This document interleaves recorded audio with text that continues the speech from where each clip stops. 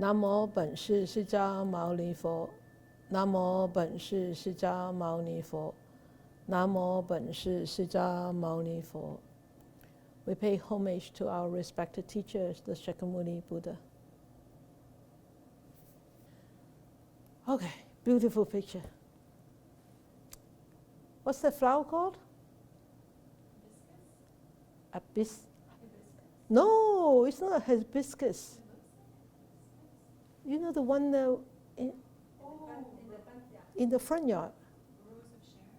Rose of Sharon. Wow, such a beautiful name. Rose of Sharon. It looks nice on the TV, doesn't it? Yeah? Okay, it's your turn. Floor is yours. Wow, it's really nice on the TV. So clear. It wasn't a very good picture, our focus. Okay, so it's all yours. We have 23 people. 2 are of pole lamps, so 21. Okay, so you've been slacking off. Okay, Versha, that's good. I thought you have been slacking off, so you don't have anything to say. Okay, you're all you just unmute yourself. You're all unmuted. Good evening, Versha. There you go. It's very low. So I think the thing, I look at this picture and I love my audio. It's okay. So I like the blue because it gives a real sense of space in the picture. So it feels like there's a lot of, just there's open and there's space and it goes, I mean there's a flower, but behind it there's this wonderful space behind it. That's the thing that struck me the most. Yeah, a lot of space. This is what I like. I like a lot of space. You can see from my pictures, there's a lot of empty space there. Yeah, a lot of pictures. Yeah, I think that is actually my style. Is a lot of space. Yeah, good. Anybody else?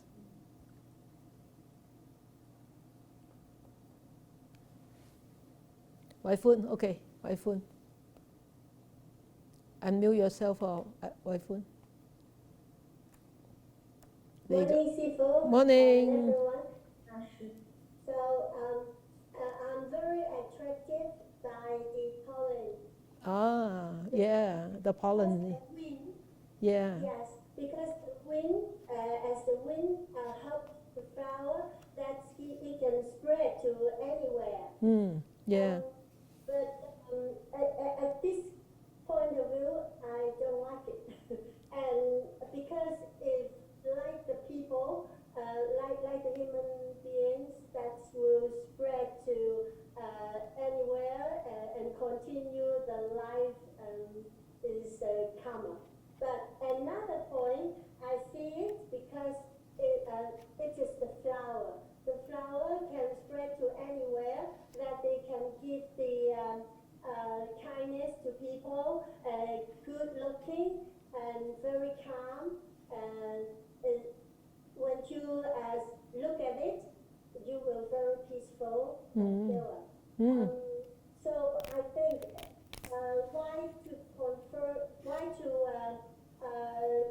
the flowers to Buddhas, because I can thank, and also I ask for forgiveness. Okay, good. Yes. Very good. Good. Anybody else? 2 participants. Oh, Catherine. Good evening, people. Good evening. At first, when I look at it, I don't know why on the book I think of strawberry. Strawberries. When I look at a picture in the book, I see those pollen. You know, those pollen is just like the teaching of Buddha. So when the wind comes, the pollen spread all over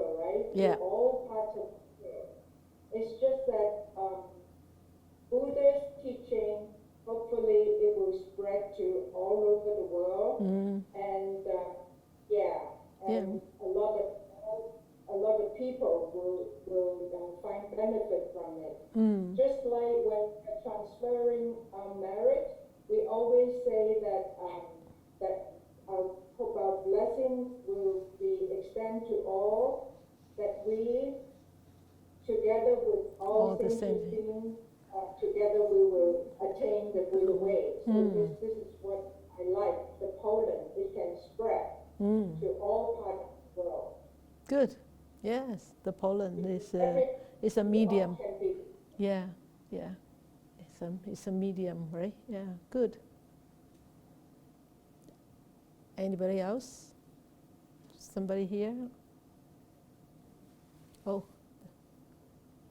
I like Yeah, so that everybody can hear you.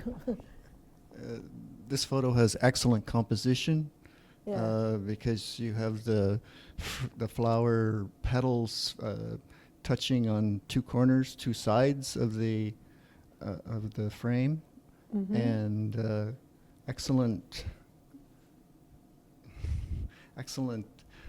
color composition because you have the red in the buds with the green surrounding it. Yes. And the pink and the blue are complementary colors also. Ah, that is from the painter point of view. Yeah. It's actually, I think it's a very really beautiful combination of colors, that pink and the blue and the green. Yeah. It's really so uplifting colors. Yeah. Susanna?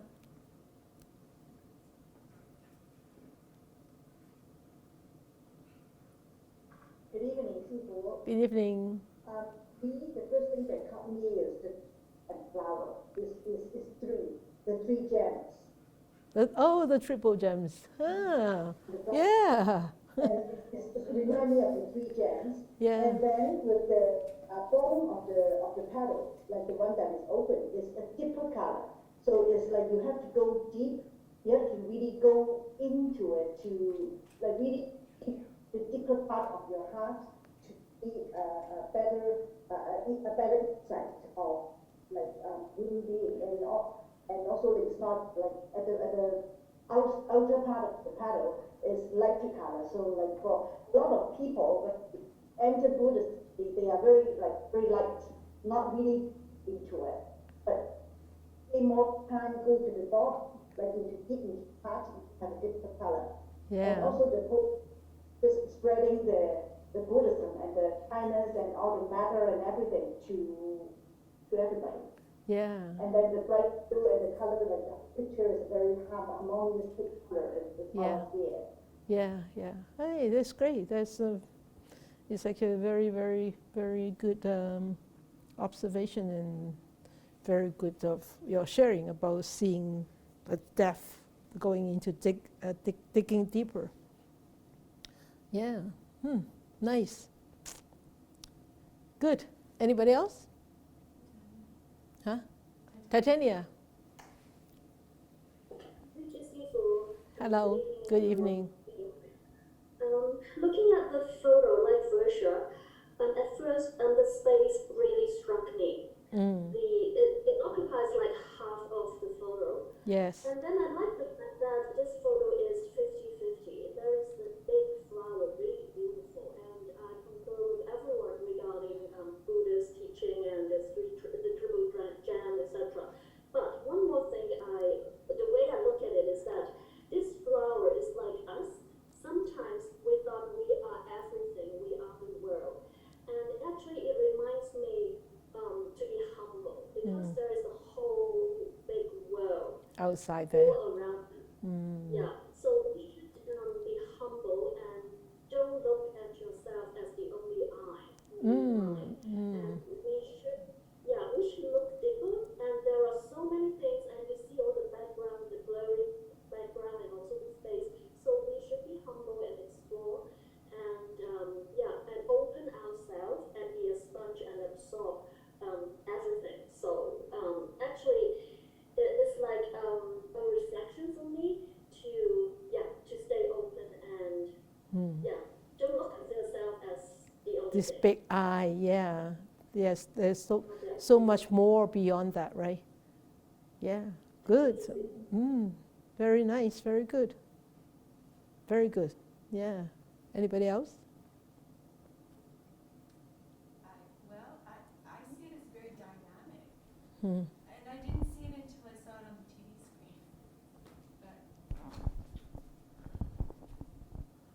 screen.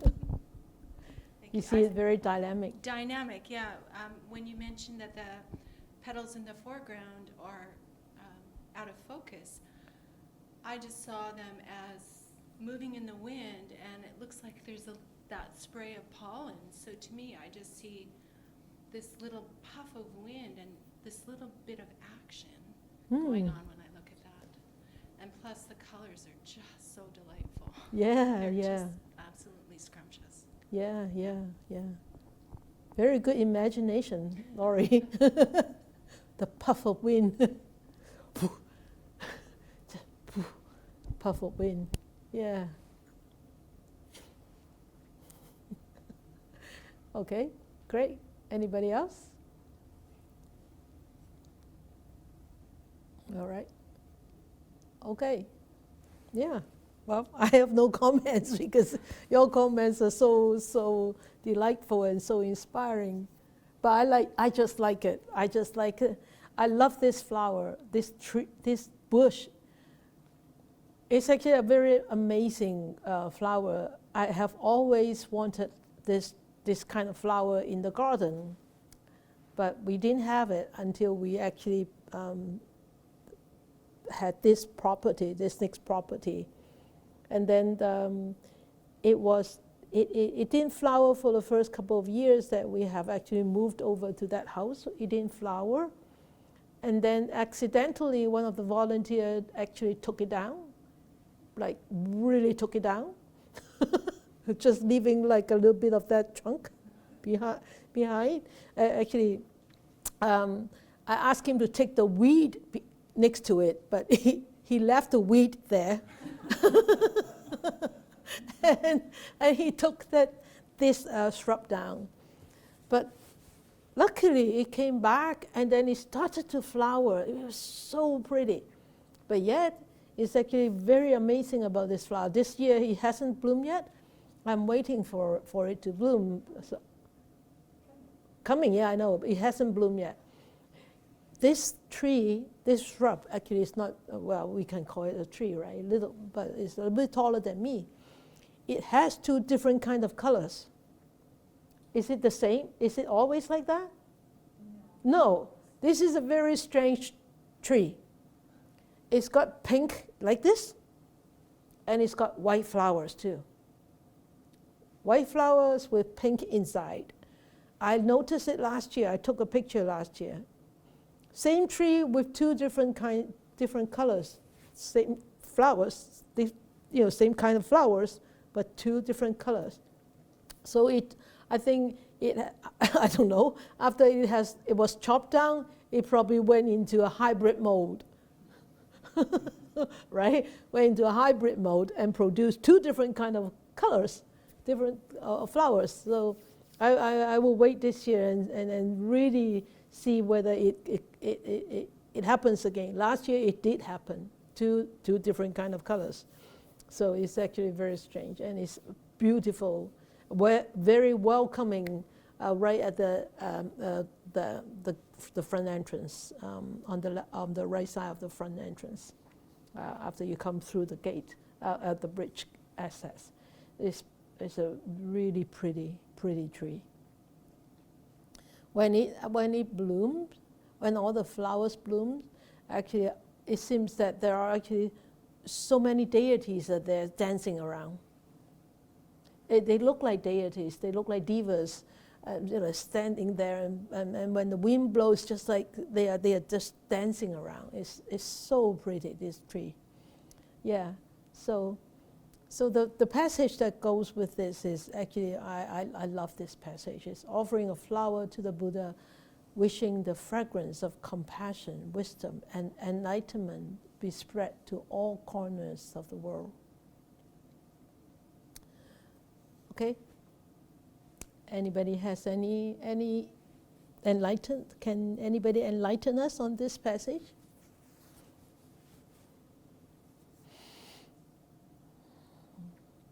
How come offering a flower to the Buddha we can make such a wish? Wishing the fragrance of compassion, wisdom, and enlightenment be spread to all corners of the world. I actually divided it into 3 little paragraphs, 3 little passages. I'm going to talk about that. But it's your turn. If you want to shed any lights about this passage. Right. So looking at the first line, when I see offering a flower to the Buddha, I think of Sifu saying last time we met that offering a flower to the Buddha was planting a seed. Yes.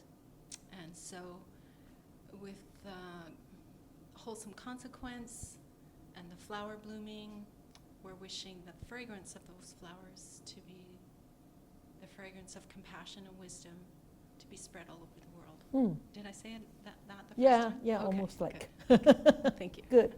Thank you. Anybody? Varsha, yes. Unmute yourself, then you can actually speak. Yeah.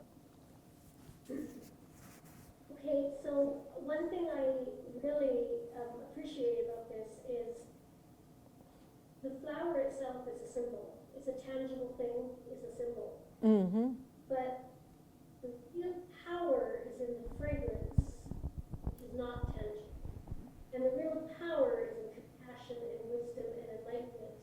And that also is not a tangible thing. It's something you can't touch, but it's much more powerful than the symbol. Yes. Which is invisible. Yes. Good. Yes. Yes. Fragrance is really not tangible, yeah, but you can only smell it, right? Yeah, and even when you smell, it's not tangible. There's nothing tangible to the body, but you can smell it.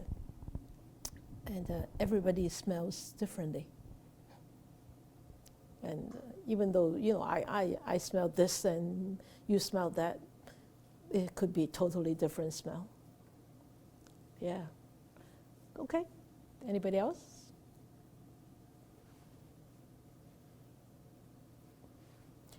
Carrie. Thank you.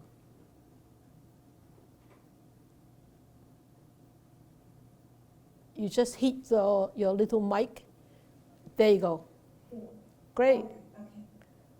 So along the same lines, I think offering a flower is like practicing, and practicing with the intention of spreading that fragrance everywhere. Yes. So, Yes.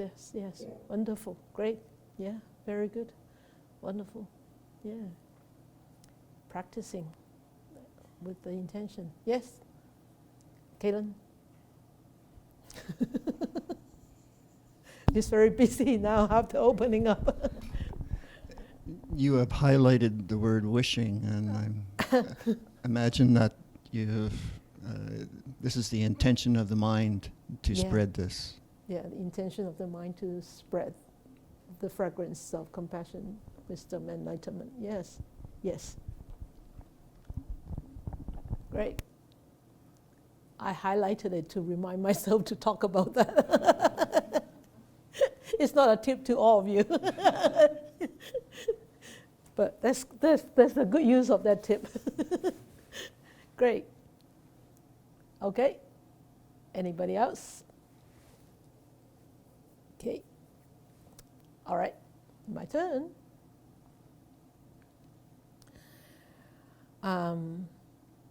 Yes, this is this wishing is a tip to myself to remind me to talk about this. It is actually, you have said, it is actually an intention, and this is really not just wishing. It is actually a vowing, or you want to use the word praying with intention, and then this intention, there is sincerity, there is faith, and the most important thing is there is intention to practice in it. So in the world, Buddhism is ranked one of the top five top religions, as all of you would know. Besides Judaism, Christianity, Islam, and Hinduism. In Canada, we have a population of about 38 millions, but there is only 0.08% of people who claim themselves are the practitioners of the Buddhist teachings. So it only amounts to 280,000 people in Canada in the population of 38 millions who claim themselves so-called Buddhist. So compared to America with a population of 332 millions, they have about 1.2% of Buddhists. There's about 3 million. So, well, they started a little bit earlier than Canada. So we are actually very rare people. We are actually very rare. And in order for the fragrance of compassion or fragrance of flower to be spread afar, that fragrance has to be very strong, right? In order for it to permeate. And so we, as a practitioner of the Buddhist teachings, we need to have a very strong practice in order to be able to actually spread the fragrance of the Dhamma to the world. So, what kind of intention are we carrying? Do we really want to change everybody to become so-called the Buddhist?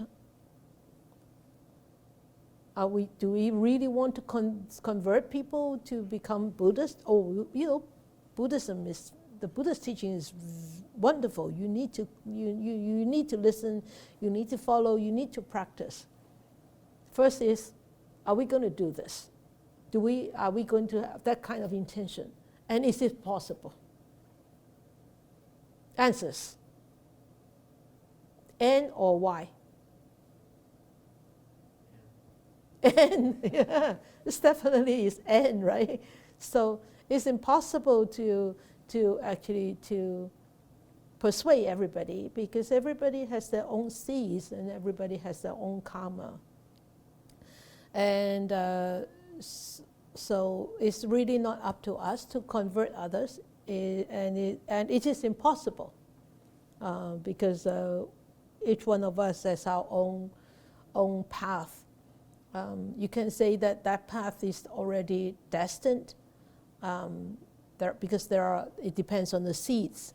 Of course, you can plant new seeds this life, but I think a lot of us actually have those seeds already in our mind. We carry them through eons of lives.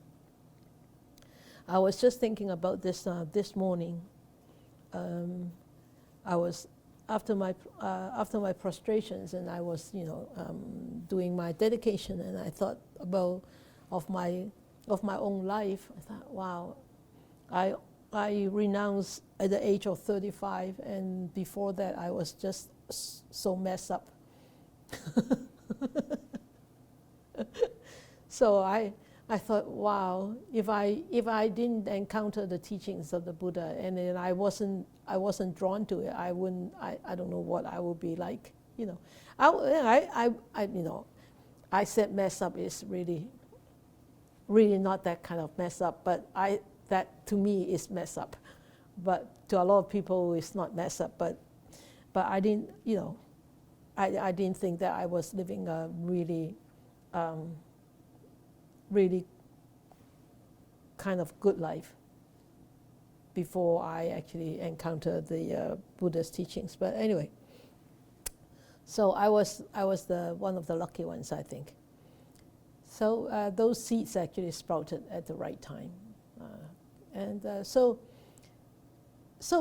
as a human being, I think this kind of wish, whether we a wish for the fragrance of compassion and wisdom and enlightenment, not necessarily talking just about the Buddha's teachings, but any teachings that allow one to develop this kind of qualities. I think that's the basic need that we need to carry, a basic intention that we need to carry in our mind all the time. Okay. So this wishing. So in it's a beautiful picture, isn't it? You know what that is? A dandelion, yeah, a dandelion puff. With a puff of wind is gone. Yeah. So wish in the tradition, or you can say in the Buddhist teachings, is really not just wish. The wish is just a very mundane word. In the Buddhist teachings or in the practice, in our practice, it's not just wish, it's a vow. Because when we wish that, the devas will come and help us, or those supernatural power will come to help us, and I wish, always I wish.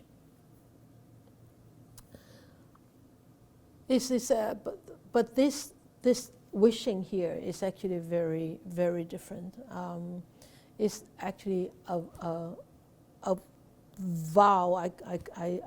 It's a very, very wholesome intention. Okay, so it's actually very different than just wish. And I could use the word that wish is actually very shallow. Has a very shallow meaning, and is a very shallow practice. For us, in order to actually practice correctly and rightly, we should actually get ourselves into this mode of, or this habit of making a vow. And this vow it has to come from a pure mind, has to come from a clean mind, and has to come from a selfless mind in order to be labeled as a real vow. Otherwise, it will be just a wish. Okay, so of course we have seen a lot of saintly beings, or saints and sages have all these vows. Ksitigarbha Bodhisattva of Dijang Pusat has such a strong vow, a vow of not attaining his enlightenment until all beings are liberated. It will not become a Buddha until the house is completely empty. And the Guanyin Pusat Avalokitesvara Bodhisattva said, 千處祈求千處應，苦海常作渡人。So it's thousands request, she will or he will respond with thousands 千處祈求千處應, thousands hands and thousand techniques and thousands whatever way to alleviate the sufferings of sentient beings. So those are the vows of saintly beings. And of course, with a vow here, Susanna Ma said, this vow contains a commitment component. Of course, there's a very strong commitment there. If there is no commitment, I don't have to vow. I don't need to do it, right? Of course, there's a strong commitment. But a wish is not necessarily has a commitment in there. So in our practice, we have actually practiced this vow all the time. Can you think of it? What does metta? What do we do in metta? May all beings be free of sufferings. May all beings be free of amity. Right? That is a vow. May I be free of amity and miseries. That is a vow, isn't it? Isn't it? May I be. It's not just a wish. It's you have to do it out of this good intention, and then you have to be free of negativities at the time when you're doing it, right? You have to be relaxed physically and mentally, and you generate this kind of good wishes in your mind, and then allow this to radiate out from your physical existence into the universe. And this is a vow.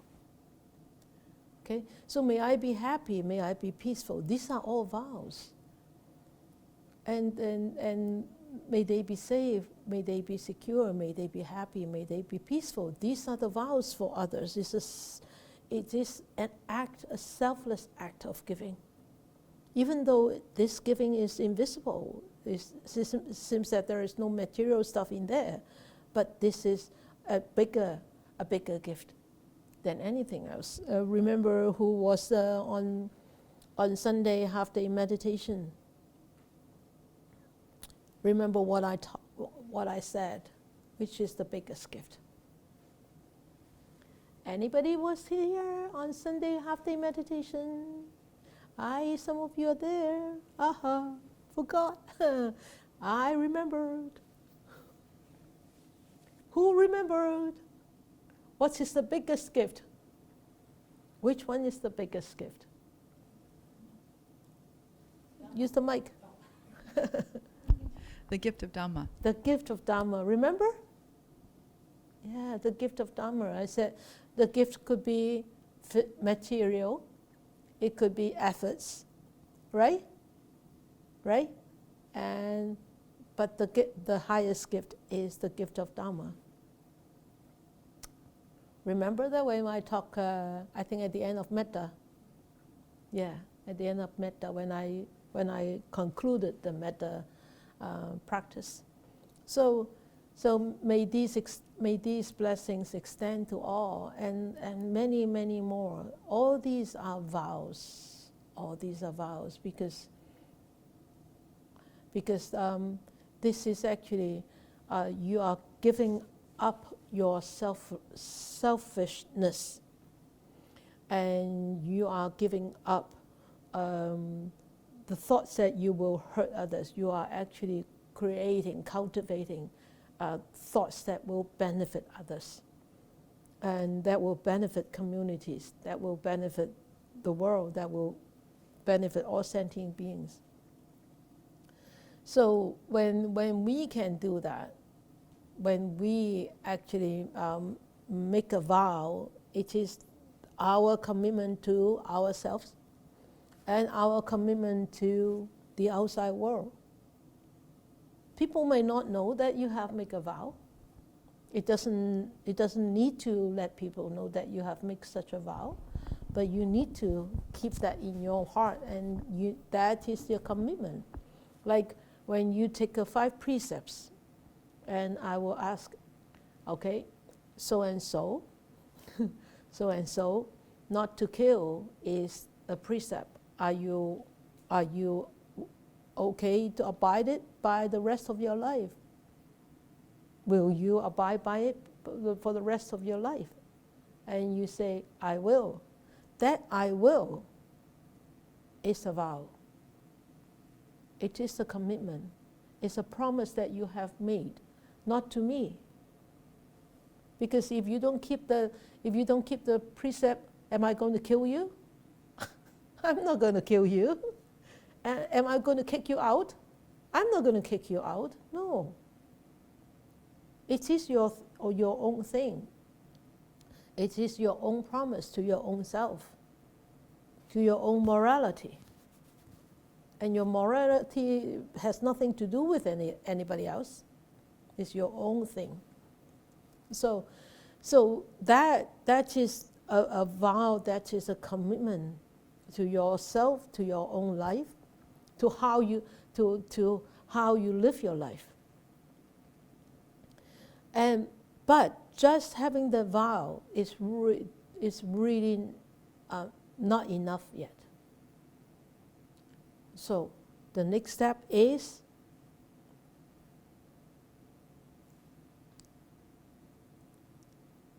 what is the next step? Just making a vow is not sufficient. What is the next step? Practice, right? Yes. So, of course, having made some vow is better than not making any vows, right? But just keep making vows and not doing it is just like what? It's just like,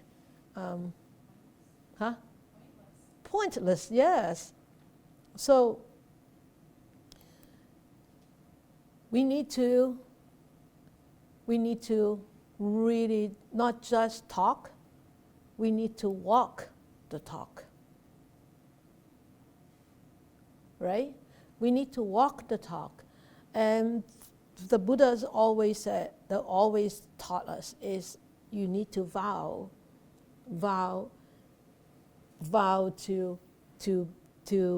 to be free from all these entanglements, to be free from all these desires.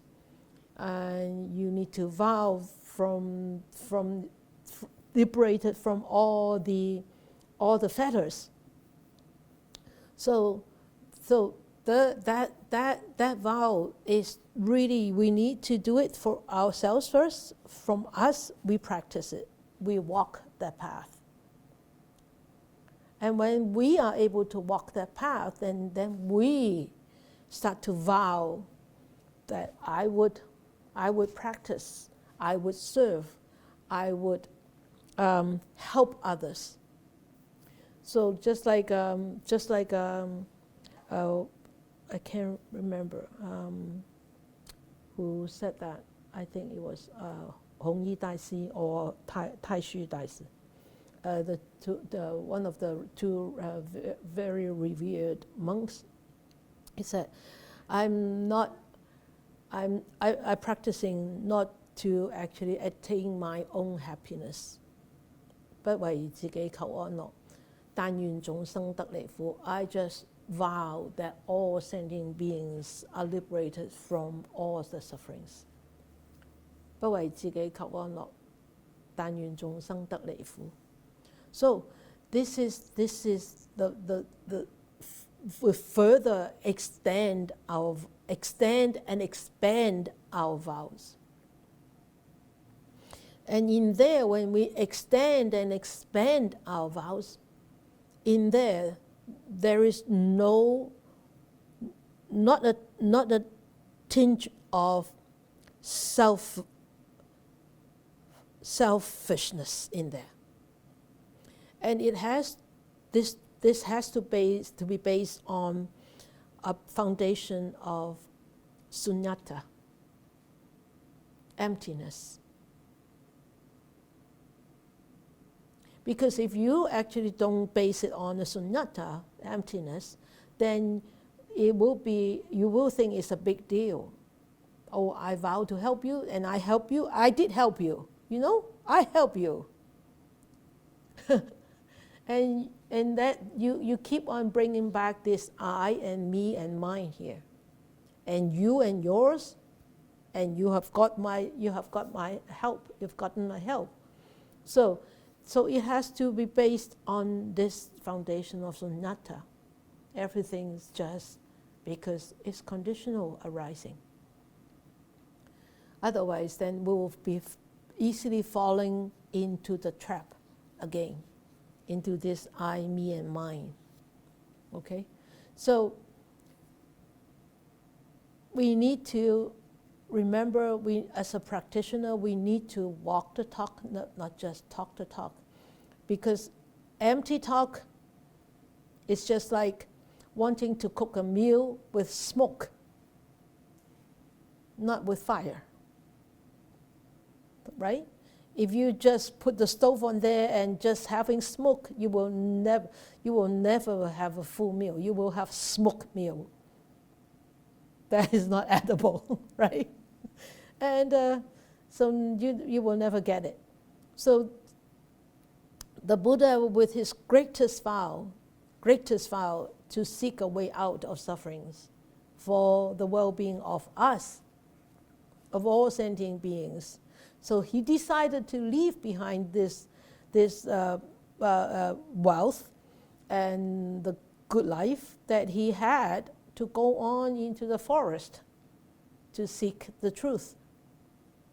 And spending that 6 years in the forest, he knew that he wasn't going anywhere near to find the truth.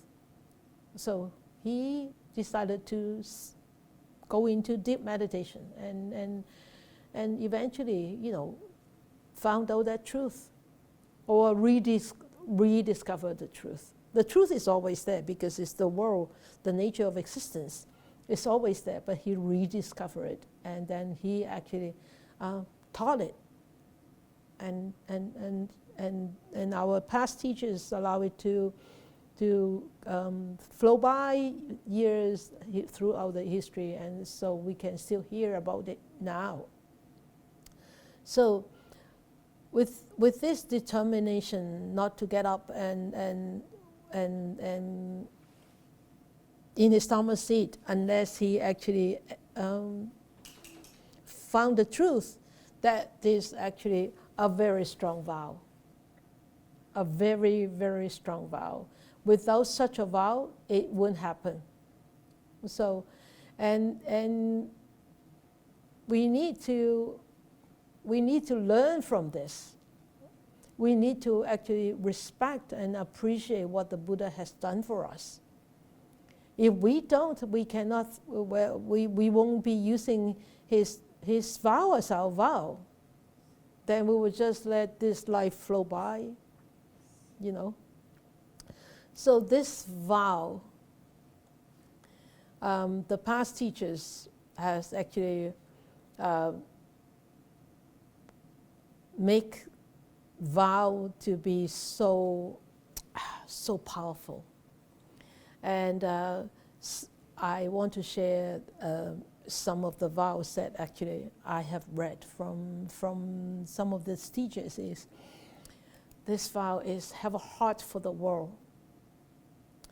And this heart for the world is really not for us, it's for the whole world. And when we talk about our heart for the world, it's really not just a very ordinary heart.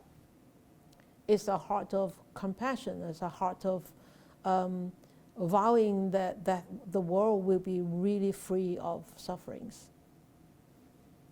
And then the next vow could be live this life for the people. And you could say, oh, there are a lot of people vowing to live their life for the people. I doubt that. Oh, isn't our prime minister living his life for us? No.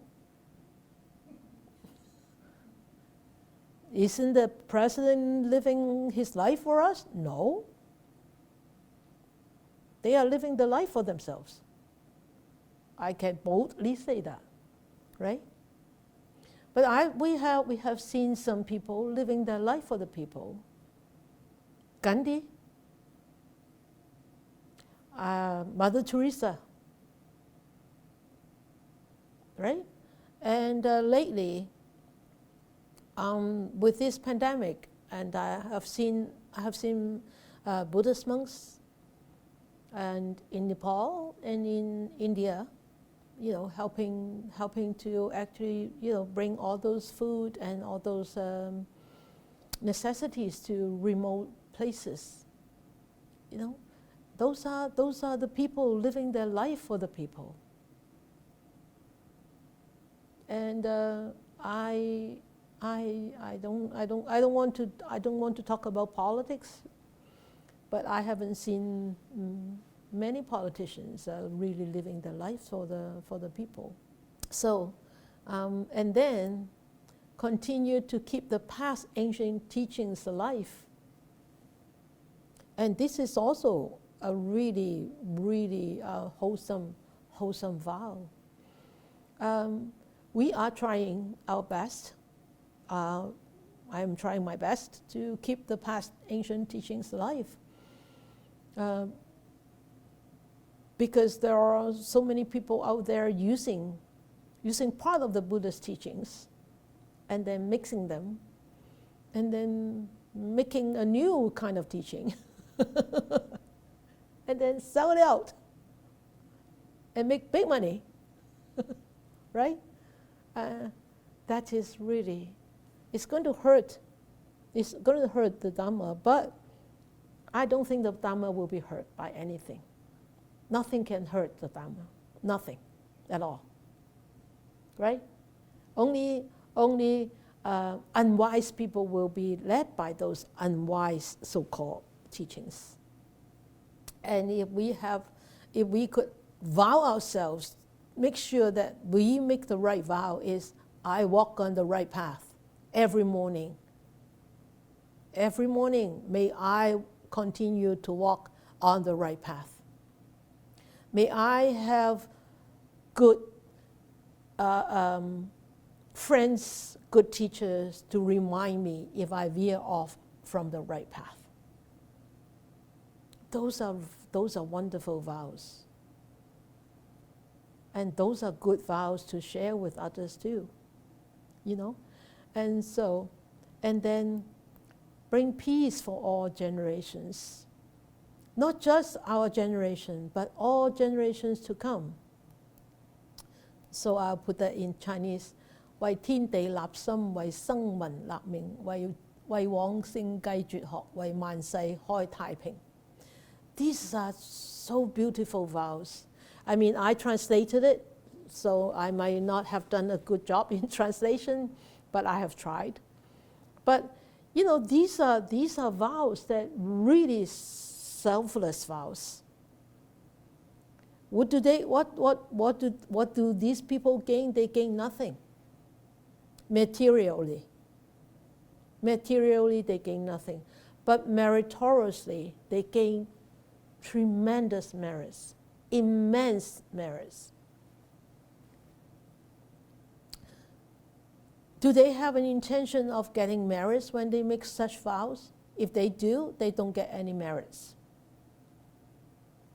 If they have any intention of, I will get some merits if I make this vow, they got nothing. They will get nothing. You have heard about Bodhidharma. A monk traveled from India to China in the Liang dynasty. And the Emperor Liang asked him, a reverend monk, during my life as an emperor, I have built many temples, I have offered a lot of things, and I have supported the Sangha. What merits do I get? You know how Bodhidharma replied him? You get nothing. You are walking in the wrong direction. You're walking backwards. So Emperor Liang was very, very angry. And then Bodhidharma left him. He went into the cave. He sat facing the wall of the cave for 9 years. 菩提達摩，達摩祖師. So that is the story. That is a real story being recorded in history books. So that kind of vows with no intention of getting any merits. Okay, so no merits going down the drain. So this is this is how we should actually make a vow, or how we should vow. So the second passage is fragrance of compassion and wisdom and enlightenment. Who will have these fragrances? Those who are perfected in morality, in samadhi, and in wisdom, they will have those fragrances because they are liberated. So from Sotapanna onwards, they do have attained certain kind of enlightenment. They do have certain kind of fragrance. If you practice morality, if you try to cultivate samadhi, and sooner or later you will be wiser and wiser, you will have fragrance. You will have that kind of fragrance. But it's just whether it's strong or not strong. Okay, so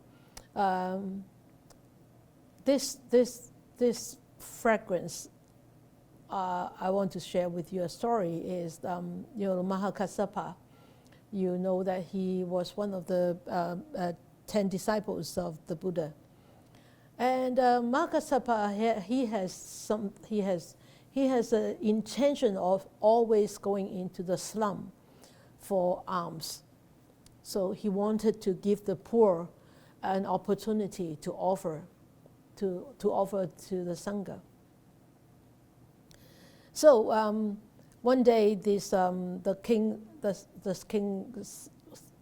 of the heavens, the Sakka king, knew that Mahakassapa, 大家業主者嗬，大家業主者，Mahakassapa was going out for alms going into the slums for alms.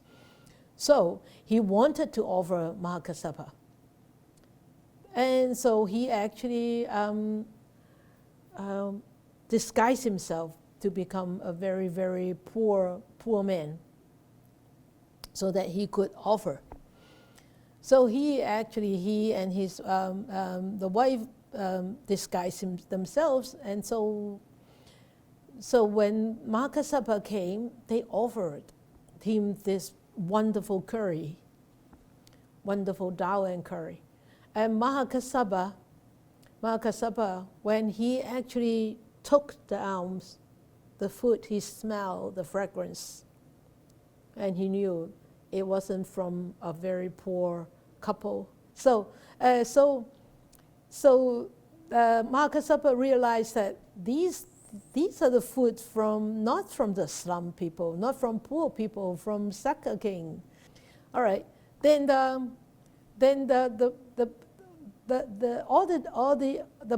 Buddha of course knew that, right? But the other monks didn't know that. So the Buddha said, because Mahakassapa is such a wonderful practitioner, and his morality spreads everywhere. Everybody knows about that. His name spreads everywhere. Everybody knows about him. Even the devas, even the heavenly beings know about that.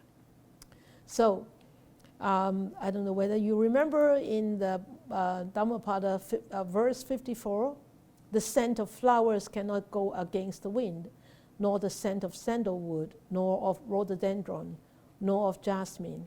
Only the reputation of good people can go against the wind. The reputation of the virtuous ones is wafted abroad in all directions. So verse 54 in Dhammapada, the scent of flowers cannot go against the wind. Nothing can go against the wind. So that no matter what kind of flowers, whether it's rhododendron, whether it's jasmine, whether it's sandalwood, no matter how precious they are, no matter how beautiful they are, their fragrance will not travel against the wind. That's a fact, right? But in verse 55, it says, there are the scents of sandalwood, rhododendron, lotus, and jasmine, but the scent of virtue surpasses all scents. So in these two verses, The scent of flowers, of course, do not go against the wind, but the scent of virtue surpasses all sense. Ananda asked the Buddha, one day Ananda was sitting there, and he thought to himself, there are so many different kinds of precious wood, and so many different kinds of flowers. All these fragrance, they flow with the wind. They go with the wind. And they cannot go against the wind. Really? Really, in this world, isn't there something that can go against the wind? That can be flow by even there is a wind against it? And so he went to ask the Buddha, and Buddha told him, Ananda, if somebody has taken refuge in the triple gem, if somebody has abided by the morality, if somebody has cultivated the generosity, these people, they have virtues. These people, they are moral. And their names will spread no matter where they are. These are the fragrance that will go against the wind, that will flow even there is an opposite wind. So just like he said, the fragrance of morality is the most supreme. And of course, we know the Buddha is perfect in all, right? In all, in morality, in virtues, in his samadhi, in his wisdom. And that's why we said offering to the Buddha will bring so much merits. Why offering to the Buddha will bring so much merits? And we look at the 10 names of the Buddha, we'll know. So you know all the 10 names. You should know them by heart now. Oh, no. 如來應供正遍知明行足善逝世間解無上士調御丈夫天人師佛世尊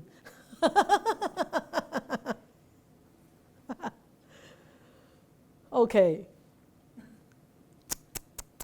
You see, that's the problem. You don't memorize things. It's true. The teacher said it's true. Okay. So I will remind you. First is the Tathagata, right? I'm not going to explain to you the meanings. You should all know by now, right? Tathagata, 如來應供 Arahat, 正遍知 Samyak Sambuddha, 正遍知明行足 Karana Sampanya, 善逝 Sukata, 世間解 Lokavit. Okay, these are the 7. You got it down?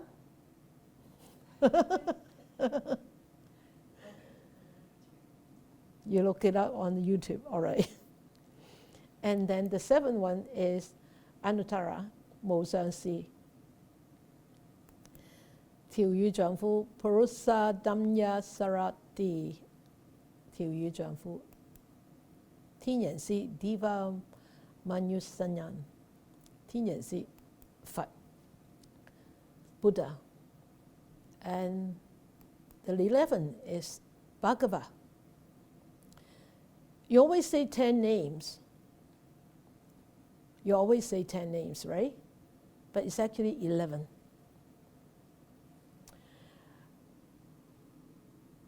Ten names, a lot of time people put 7 and 8 together.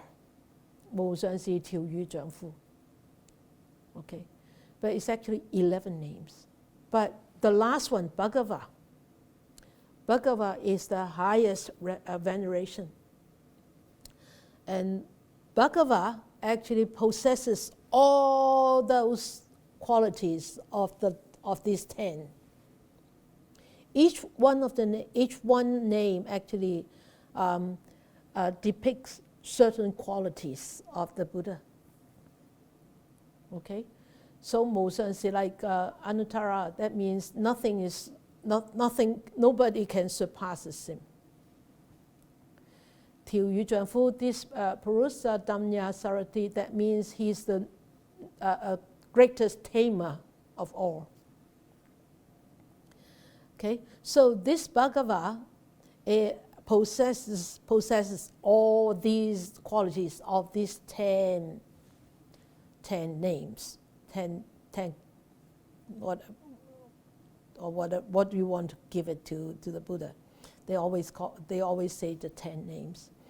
So you can So you can see why offering such a flower to a Buddha could actually generate so much merits, and also plant such a good seed, and also the fragrance can spread so far because of all these wonderful qualities of the Buddha, of Bhagava, not just the Buddha, Bhagava.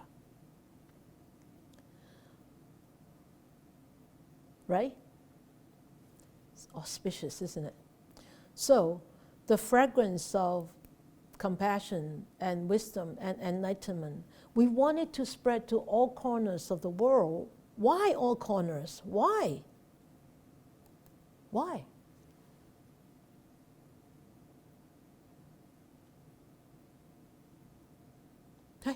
Hey, wake up, please. Wake up, wake up. This is another picture of that flower. Catherine, yes. Catherine from San Francisco. When we attain Buddhahood, we want all people in the world will attain Buddhahood too. Okay. Buddha, we are just not keeping it to ourselves. We have to spread it out to the world so all can attain Buddhahood. Okay, Buddhahood is too far away.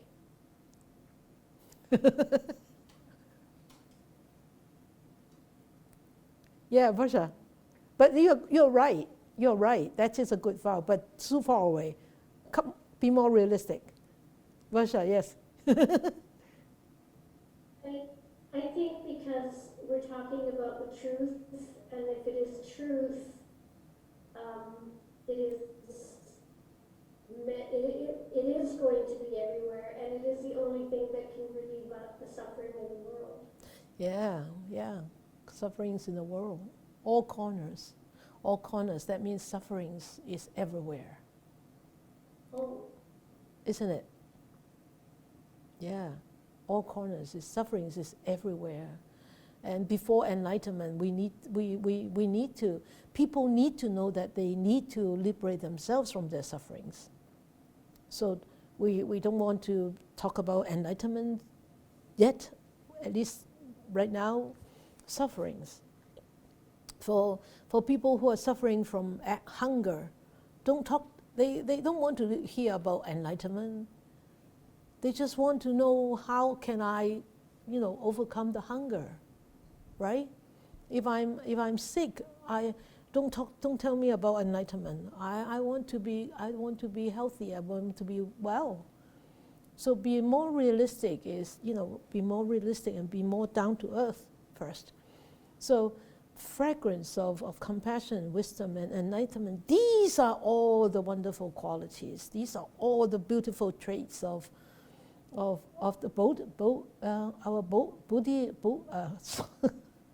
Buddha nature, right?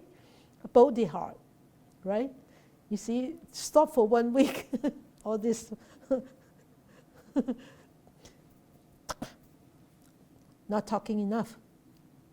So this is actually of course, in our practice, there are many ways to actually share merits with beings, but the best way to share is having compassion,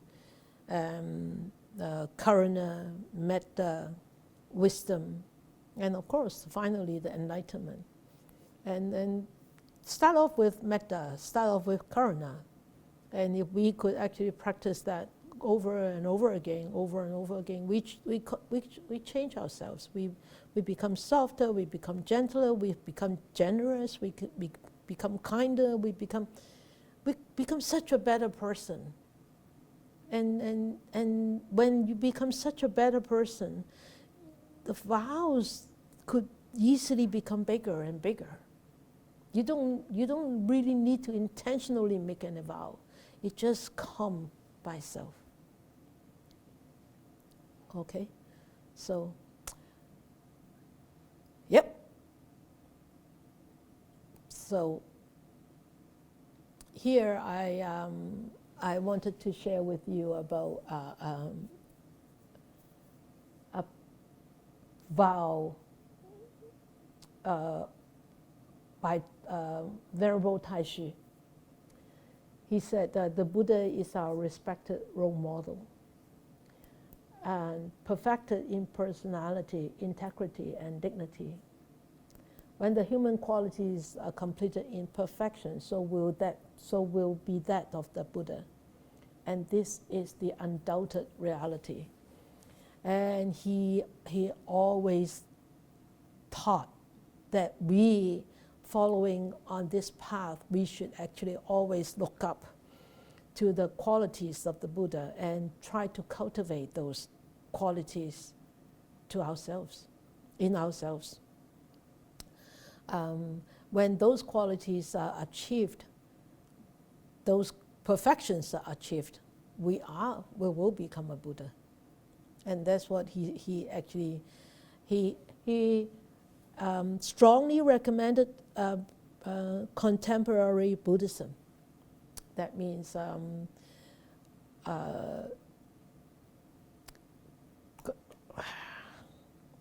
I can't find the words today. It's so strange. I think I have used up my brain energy today.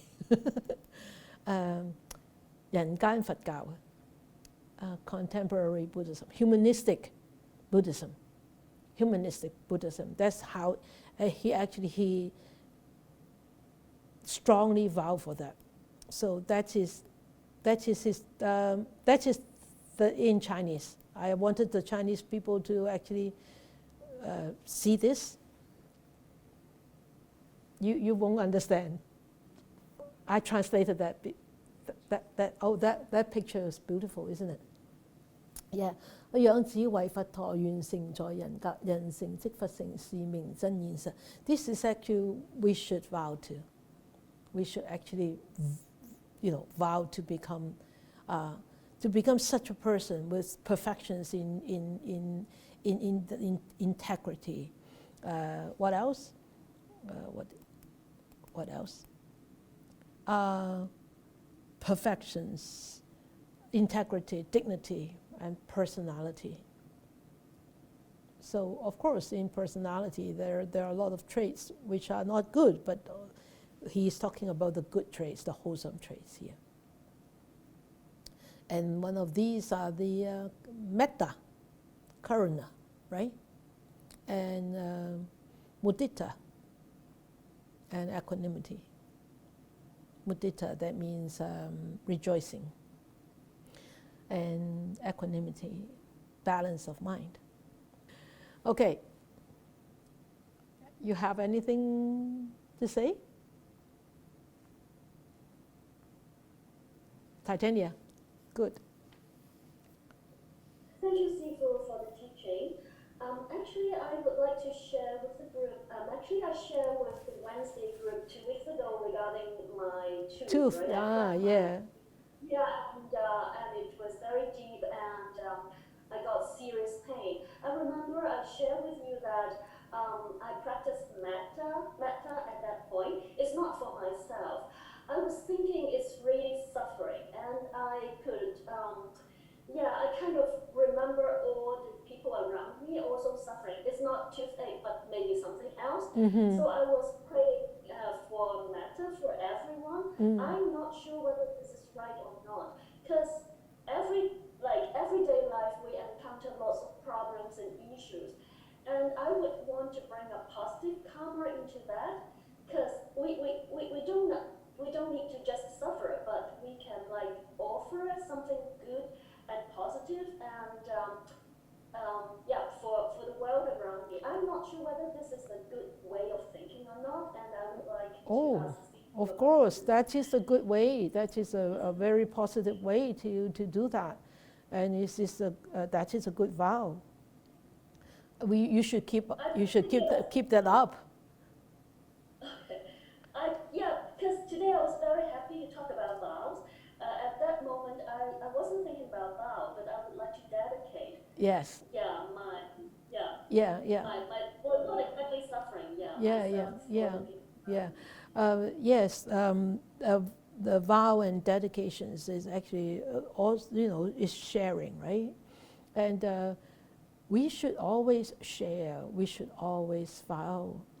Why? Because we don't know how long our life could be, and if we have a chance, then we would like to share our goodies, and not to keep it to ourselves. And also, you were suffering with a toothache, and you thought about others, and that's what actually the Buddha always say, is 無緣大慈，同體大悲。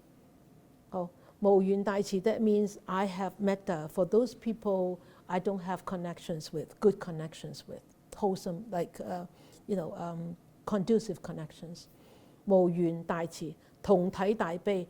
I have this karuna, I generate karuna for those people who are suffering, because they are suffering as if that I am suffering too.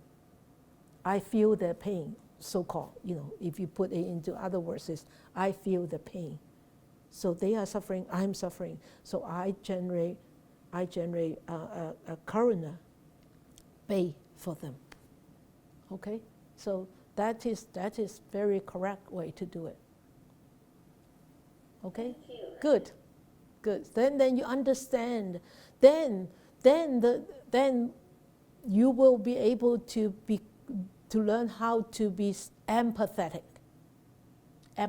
You will know how, then you will develop empathy, not sympathy. Sympathy is something that, I am a little bit better than you, I'm a little bit superior than you, I sympathize with you, I have sympathy for you. But empathy is you experience that yourself.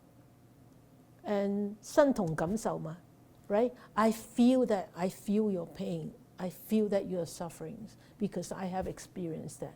Then whatever you talk about is heart-to-heart talking. It's not just plain talking. I talked to, I counseled a woman last week. She lives in Toronto, and her husband died. Well, he has cancer, and he was in palliative, and the doctor said that he would have 3 months time, but he just like that, it's gone. So her friend actually text me, and I said, well, if she wanted to talk to me, I'm more than willing to talk to them. Her and her deceased husband, or who was lying in ER. But she didn't want to, and I said, okay, it's okay, all right, if she doesn't want it, there's no problem. I just wanted to help her to have a closure, that's all. Because I knew how difficult it could be if she expected to have 3 more months, but it happened just like that. I said, it's okay, don't push her, But 5 minutes later, she wanted me to talk to her. So I called her, and she was at ER. And so she turned on the speakerphone. I talked to her husband.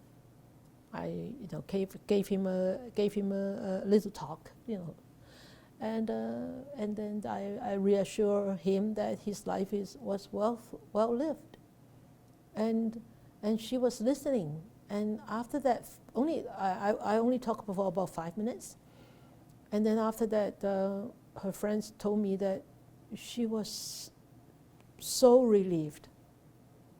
She felt so relieved because of what I talked about. So, if you haven't experienced that kind of pain, you cannot talk like that. I have experienced that kind of pain myself, and I could talk like that. I have seen so many people have suffered in this kind of pain, so I echo with them.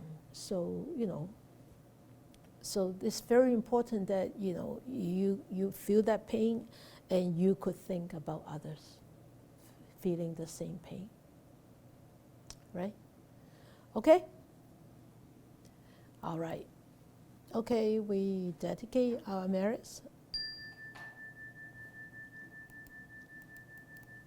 May these blessings extend to all, that we with all the other living beings together will attain the Buddha way. May we wish more and more people will encounter the wise words of the Buddha, study them, understand them, practice them, and help themselves to liberate from their own sufferings and be truly happy, peaceful, and free.